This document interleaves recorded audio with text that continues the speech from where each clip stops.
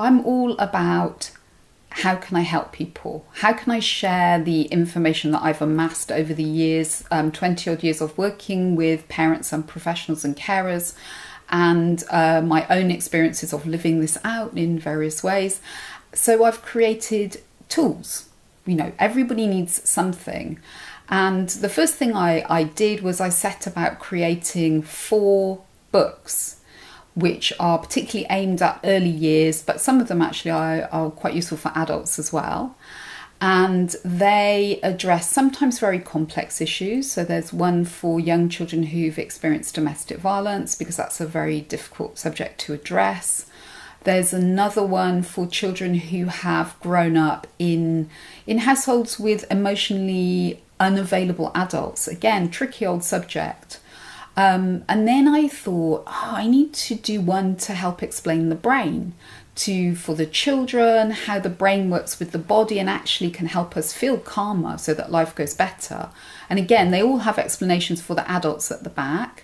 And then more recently, I've created a book about love and kindness, because I think that children know what that means. So we talk about love, I love you.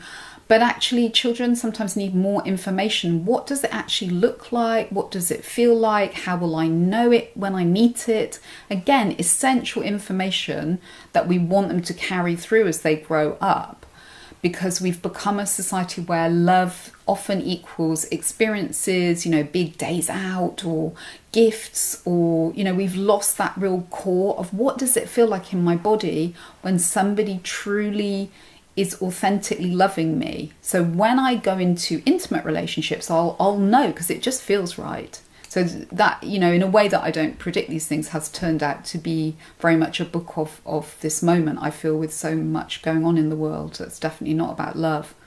I also have created a pack of cards for professionals who are working with parents where there may have been some level of trauma. So it uses all the questions that I would naturally ask when I'm working over weeks or months with a parent. And finally, there's my TED Talk, which opens up this discussion about childhood anxiety.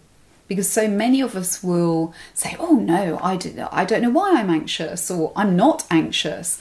And until we get comfortable with it, really, we're all just going to carry on around the loop of, doing whatever we need to do to feel less anxious because we don't know we're anxious. So it's kind of a fun look at it, but with some serious messages. And it's called Taming and Tending Your Meerkat Brain. So look that up.